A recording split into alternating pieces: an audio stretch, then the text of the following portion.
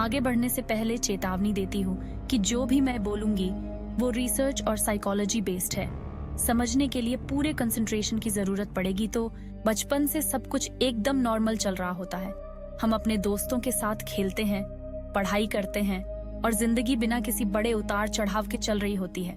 लेकिन फिर अचानक से एक चीज बदल जाती है, प्यूबर्टी आ जाती है और इसके आते ही जैसे हमारी दुनिया ही उलट पुलट हो जाती है।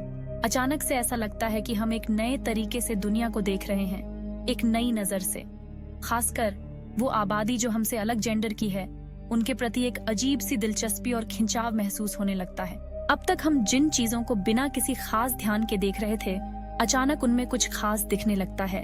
एक अजीब सी चाहत जागने लगती है कि हम अपने अपोजिट जेंडर के लोगों को नोटिस करें, उनके साथ समय बिताएं, उनके बारे में जानें। ये भावना इतनी अजीब होती है कि हम खुद समझ नहीं पाते कि आखिर ये हो क्या रहा है। हम उनके कपड़े, उनकी चाल ढाल, उनकी मुस्कान, उनकी आवाज, सब कुछ देखने लगते हैं जैसे हमारे लिए हर चीज नई हो। और यही नहीं, ये इतनी कशिश से भरी होती है कि खुद को रोक पाना मुश्किल हो जाता है।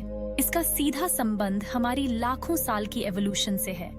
हजारों साल पहले जब हमारे पूर्वज जंगलों में अपने अस्तित्व के लिए संघर्ष कर रहे थे, तब उनके लिए एक साथी की जरूरत महज इमोशनल नहीं, बल्कि एक जरूरी जरूरत थी। साथी के बिना उनका अस्तित्व ही खतरे में पड़ सकता था। एवोल्यूशन ने हमें इस तरह डिजाइन किया है कि हम ऐसे लोगों की ओर आकर्षित हों जो हमारी जीन को आगे बढ़ाने और हमारी सुरक्षा में सहायक हों। प्यूबर्टी आते ही हमारे शरीर और मन में कुछ ऐसे बदलाव आते हैं जिन्हें हम चाहकर भी नजरअंदाज नहीं कर सकते।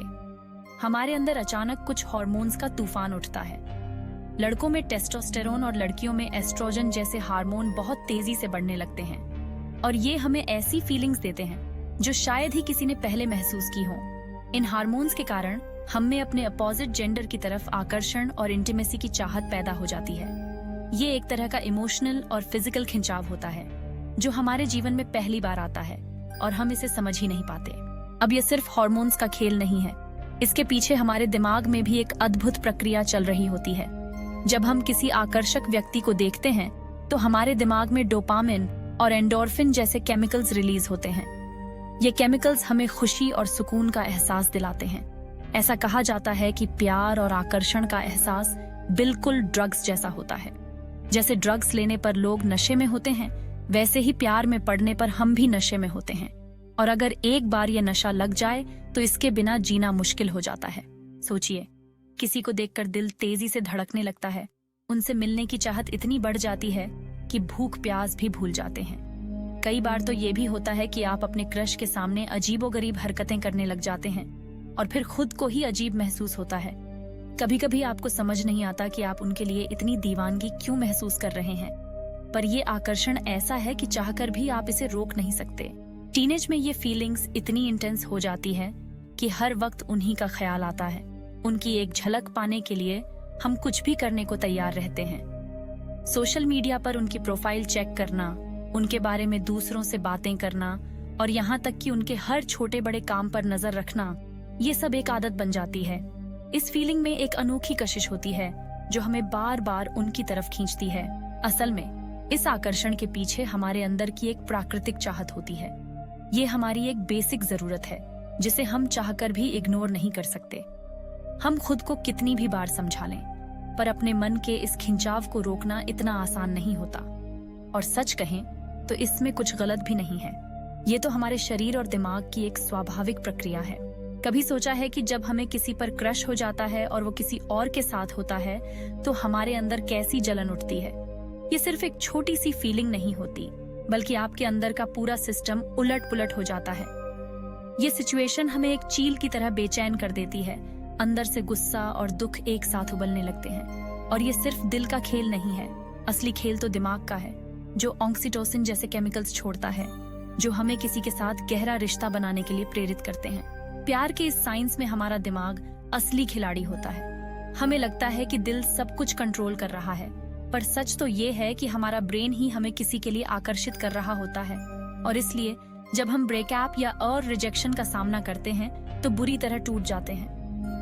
हमारी केमिकल प्रतिक्रियाएं हमें गुमराह करती हैं, एक तरह का गुलाम बना देती हैं। और इस फैंटेसी की दुनिया में फंसकर हम अक्सर रियलिटी से दूर हो जाते हैं। अब जब हम किसी से जुड़ते हैं तो उसमें हमारे अटैचमेंट स्टाइल की भी बड़ी भूमिका होती है।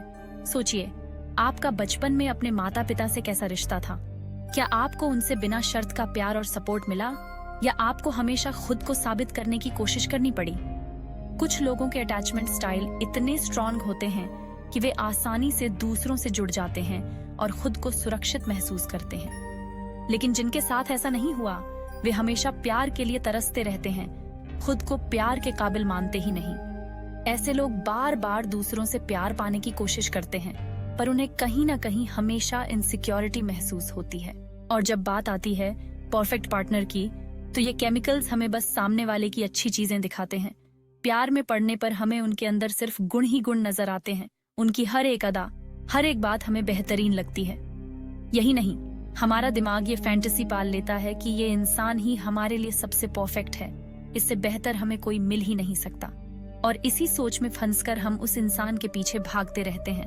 अब सोचिए, अगर उस इंसान को पाने के बाद उसके ऐसे पहलू सामने आए जिनके बारे में हमें पता ही नहीं था, तो हमारी लाइफ कैसे उलझनों से भर जाएगी। अरे, अट्रैक्शन तो खुद पर हमारा कंट्रोल नहीं होता, लेकिन किसी से एक लॉन्ग टर्म रिलेशनशिप बनाना पूरी तरह हमारे हाथ में होता है। इसलिए जब भी आपको लगे कि कोई व्यक्ति आपके लिए सबसे परफेक्ट है, तो एक बार जरूर सोचिए कि कहीं ये फैंटेसी में जीने का असर तो नहीं।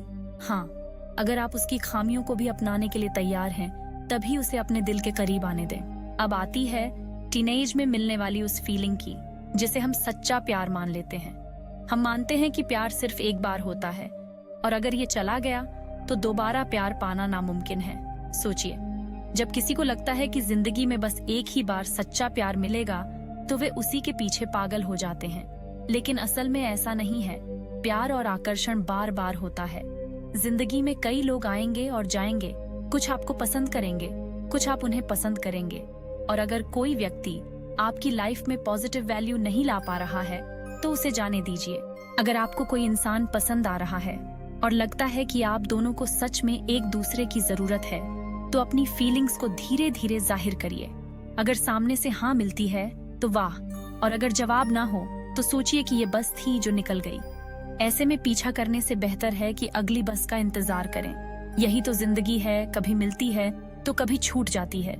आपके पास कई उदाहरण हैं, बड़े बड़े सेलिब्रिटीज और सक्सेसफुल लोग जो प्यार, अट्रैक्शन, रिजेक्शन और ब्रेकअप का सामना कर चुके हैं। फिर भी आज वे जिस मुकाम पर हैं, उसकी वजह यह है कि उन्होंने सही समय पर समझ लिया कि उनके लिए क्या जरूरी है। अभी आप स्कूल या कॉलेज में होंगे और वहीं किसी खास इंसान के बारे में सोचते होंगे। आपका सपना है कि आप बड़े बने, अच्छी पढ़ाई करें, लेकिन फिर भी आपका मन उस इंसान की ओर खींचा चला जाता है और ध्यान भटकने लगता है। दोस्त, ये समझिए कि ये सिर्फ एक अट्रैक्शन है, एक केमिकल लोचा जो हमें अस्थायी रूप से किसी की ओर खींचता है। अगर आपको सही रास्ते पर चलना है तो इसे इग्नोर करना ही सबसे बेहतर तरीका है।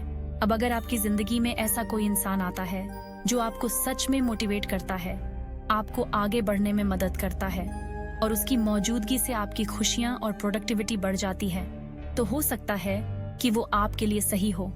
लेकिन दोस्त, खुद की इज्जत को हमेशा सबसे ऊपर रखना सीखिए। देखा है ना कैसे कई लोग अपनी रिस्पेक्ट को किनारे रखकर किसी और के प्यार के पीछे भागते हैं।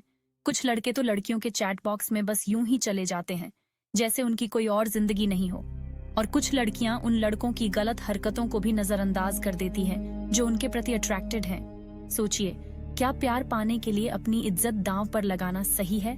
आज आप अपनी सेल्फ रिस्पेक्ट को किनारे रखेंगे तो कल उसे दोबारा पाने के लिए कैसे खड़े हो पाएंगे? याद रखिए, अपनी इज्जत सबसे ज्यादा जरूरी है, उससे बड़ा कुछ नहीं। जो सच्चा प्यार करेगा वो आपको बिना शर्त अपनाएगा और आपकी इज्जत करेगा। उम्मीद है कि अब आप अट्रैक्शन और लव की साइकोलॉजी को अच्छे से समझ गए होंगे और आगे आप अपने दिल और दिमाग का तालमेल बिठाकर सही निर्णय लेंगे।